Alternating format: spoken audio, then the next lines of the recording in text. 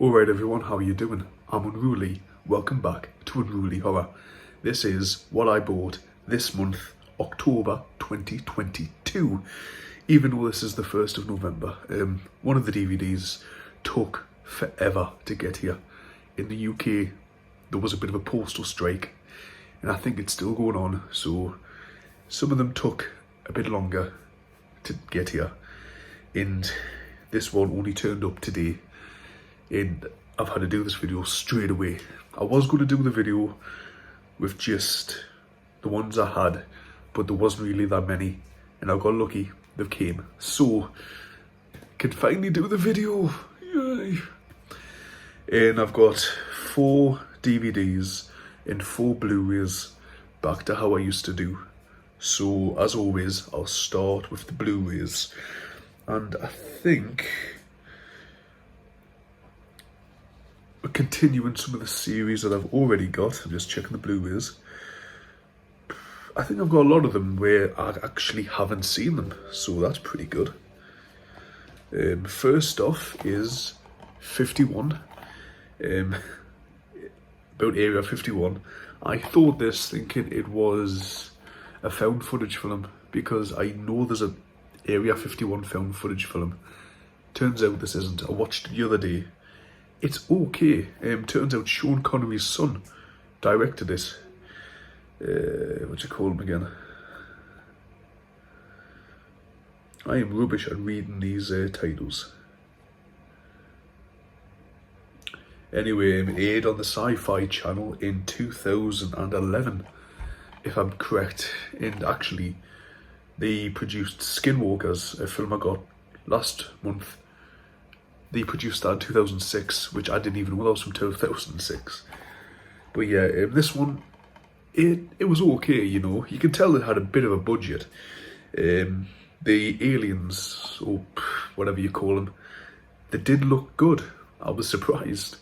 And some of the like CGI, like where an alien turns and morphs into another person, so it looks like there's 2 people like tangled up, it looks really good. I enjoyed it. I would recommend checking Area 51 out, and I'm going to have a look for more After Dark originals, because there's I looked on the Wikipedia, and the way they like do it is they've got After Dark originals, then they've got other ones like made for TV ones, like this one was, and then other ones. So yeah, I'm going to have a look for more of them. Next up, I haven't seen this one. And I didn't know this when I was buying them. It's Prowl, The Hunt Is On. No, it's just Prowl. It's another After Dark original. I did not know that when I was buying these. I haven't seen this one yet. Oh, I forgot to tell you what this one is about, didn't I? Due to political pressure from the American public, the Air Force has decided to allow 2 well-known reporters limited access to the most secretive base on the planet. But when one of the base's long-term visitors, hint hint, an alien, exploits this unprecedented visit as a chance to liberate himself and his fellow alien captives, Area 51, nearly dropped that one, turns it from a secret government base to a horrifying destination of terror. And it's pretty good. In Prowl, it looks like a vampire movie, just by the photos. Amber dreams of escaping her small town existence and I can't speak today. Persuades her friend to accompany her to find an apartment in the big city. When their transportation breaks down, she and her friends gratefully accept a ride in the back of a truck. I can see where this is going. But when the driver refuses to stop and they discover the cargo has hundreds of cartons of blood, I was right about the vampire, they begin to really panic. Their panic turns to terror when the truck disgorges them into a dark, abandoned warehouse, where bloodthirsty creatures learn to hunt human prey, which the friends realise is what they are now. Like, I'm not being for disgorges. Is that a word? Like, sorry. Disgorges. I've never heard of that word before. that sounds pretty good. Don't recognise any of the actors' names. Yeah, sounds a lot like that Australian film, except there's no killer stalking them down. So yeah, that one is going to be a pretty good one. Next up is a film I used to own on DVD, sold it, and got it back now on Blu-ray. It is Devil's Due. Devil's Due is a found footage. Is it the found footage one? No. Okay, so when I first bought this on DVD, I got another film with it. In that one was basically the same plot line, except it was a low budget kind of found footage film. Now, Devil's Due is about a pregnant woman who gets possessed, basically. But the one I watched with it, which was basically the same plot line, and I had no idea when I was buying it, it was like a found footage film where she gets like, they go to like a psychic or something, and psychic says, "Oh, you cursed" or something. I'm going back to 2014. I can't think back to remember every detail. I've got a good memory. Just if I remember correctly, this one wasn't so good. But I think I was only 20 when I watched it. I wasn't that big of a horror fan as I am now. So yeah, I can't wait to give this one a second to go. A young couple's blessed event turns into the worst nightmare in one of the most terrifying horror films ever conceived. After a mysterious night on their honeymoon, Zach and Samantha McCall find themselves dealing with an earlier than planned pregnancy.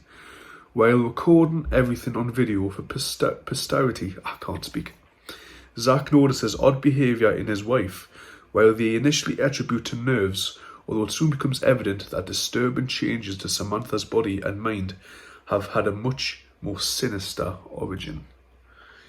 I'm gonna have to watch it again to see how it is, because like I say, 2014 was a long time ago. 1 second. Sorry about that. I had to go quickly run and get the door. Where was I? Blu-rays. And next up is a film that sounded good, and it sounded a lot like Dead Snow, but it's not Dead Snow. It's Outpost 2. I don't know if there's an Outpost 1. I will have to look that up, but basically it's about Nazi zombies. In the Nazi zombies. Yeah, that's the only reason I bought it. I seen what it was about. I was like, yep, I need to watch that. Get that. Haven't watched it yet, unfortunately. Have to give it a go soon. Nazi hunter Lena is on the trail to find a notorious war criminal scientist who is working on a frightening new technology with the power to create an immortal army. Her hunt leads her to a war zone in Eastern Europe where she finds Wallace, who has been chasing Nazi secrets for years. They soon realise that the advancing army are no ordinary enemy, but a battalion of veritable zombie Nazi stormtroopers. I didn't read this before. Stormtroopers, come on. Okay. Will they survive the seemingly unstoppable rise of the Fourth Reich? Packed full of unexpected twists, gut-gripping and knife-stabbing gore, Outpost 2 Black Sun is a nerve-shredding journey to hell from start to bloodthirsty finish. Okay, that does sound like a good film. Like I say, Dead Snow, there's zombie Nazis up in the mountains. Yeah, this actually does sound really good. Apparently Catherine Steadman was in the In-Betweeners. And for the life of us, I can't remember who she played. Yep. Well, that's the Blu-rays. Now onto the DVDs. First up, and I love that I got it, and it's in a special Halloween sleeve. You know I'm a sucker for sleeves. It is Stephen King's It, the miniseries. Just look at that cover. Look at that cover, when I first got on DVD when I was 16, I just got in the boring one. But look at that cover. Like, looks so much better with the special covers. Now, do I even need to say what it is about? Do you need to read the back? It is about a group of friends in Derry. In Derry, in Maine. And they get hunted down by the killer alien in clown form, also known as Pennywise.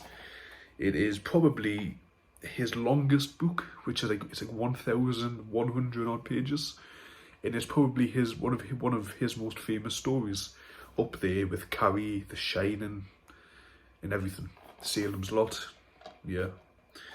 Obviously, it's been remade into 2 separate feature films, which I've got, and I like the films, but at the same time, this is still special. It's a long running time, if I remember correctly. 180, it can't be 180 minutes. It seemed like 2 hours. More than 2 hours, it seemed. That is more than 2 hours, Lee. You're an idiot. That's 3 hours.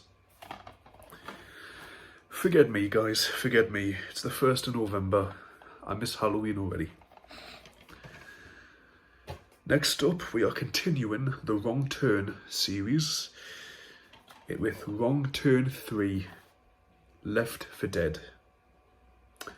Now, I watched this the other day when I got it, and I gotta say, it was a bit of a disappointment. The first Wrong Turn film, beautiful, fantastic film. Second one, okay, not as good, but okay.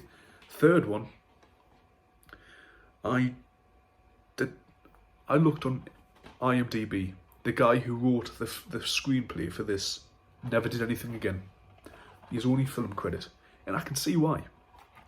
The dialogue is just so bad. The dialogue is just so generic that honestly, it was a bit boring. I just wanted to turn it off watching it. I had to struggle not to turn it off. Like, honestly, it's bad. The blood-curdling horror continues with Wrong Turn 3. Three Finger and his disturbed family of inbred cannibals are alive and well-fed in this terrifying white-knuckle raid, directed by Sci-Fi Channel movie veteran Declan O'Brien. The first course for the bloodthirsty family comes when a group of campers arrive, realising only too late that the ticks aren't the only thing that bite in these dark backwoods. But when some of the most vicious killers in the country escape from a prison transport bus, Three Finger and his family may have met their match. Will justice be served on the convicted murderers or upon the mutant killers? Yeah, prison bus overturns. They need to escape them. And it's just a long trek through the woods as they get hunted down by Three Finger, and only Three Finger. There's Three Finger and there's Three Finger Jr., like a smaller version of him, who is useless. It's really making me doubt wanting to get Wrong Turn 4, but I need to continue the series, good or bad. Next up, we have a film that I haven't seen, but there was a ton of hype for it last year, and there was some misinformation about it as well. It's the remake of Candyman. Remake or sequel, because I've heard both. Oscar winner Jordan Peele and filmmaker Nia DaCosta unleash a fresh take on the blood-chilling urban legend, Candyman. For decades, the house and project of Chicago Cabrini Green were terrorized by a ghost story about supernatural hook-handed killer. In present day, an artist begins to explore the macabre history of Candyman, not knowing it would unravel his sanity and unleash a terrifying wave of violence that puts on a collision course with destiny. Jordan Peele, I believe, produced it. Nia directed it. I'm pretty sure he had a hand in writing it as well. I can't wait. I liked the first Candyman, and I've got it somewhere in my collection. I've seen number 2, which is okay. It's an okay sequel. I haven't seen 3, but I've heard it's really bad. And the best horror, I think it was kind of the best horror film of the year, because 2021, still recovering from COVID, still in COVID. So, you know, there was still not many films being made. But yeah, I can't wait to see all the their special features on the back. Like the making of and everything, because I've seen some stuff on YouTube and I've seen that it was really good. But yeah, I'm excited to watch this one. This one just came today. Next up, we have the one, the only, if I can pick it up, Seed of Chucky. I now have every single Chucky film, as well as the first series of the TV show. This completes my Chucky collection. Yes. The thing, I used to be terrified of him as a kid, and a teenager, and an adult. But yeah, Seed of Chucky, some call it the worst one. It's not the best one. If you had to rank them, I did rank them on Letterboxd. I think I did put this one last, because compared to the others, it's not as good, but it's a good standalone film in the series. When production starts on a movie about the urban legend of Chucky and his bride, Glenn heads for Hollywood. Glenn's the son, by the way, another doll. And heads for Hollywood to bring his bloodthirsty parents back from the dead. However, the family dynamics are far from perfect, as Glenn is horrified to see them embark on another spree of murders. Chucky can't believe that his child doesn't want to follow in his footsteps, and starstruck Tiffany can't believe that the movie will star her favourite actress, Jennifer Tilly, playing herself, obviously. Yeah, it's still canon, because in the TV show, Glenn and Glenda are characters, and Tiffany has possessed Jennifer Tilly. But yeah, that is the films I bought this month, guys. I'm going to have to do another one very soon, in a few weeks' time. I'm going to have to love you and leave you. If you like what you see here, please like and subscribe. Have a nice day.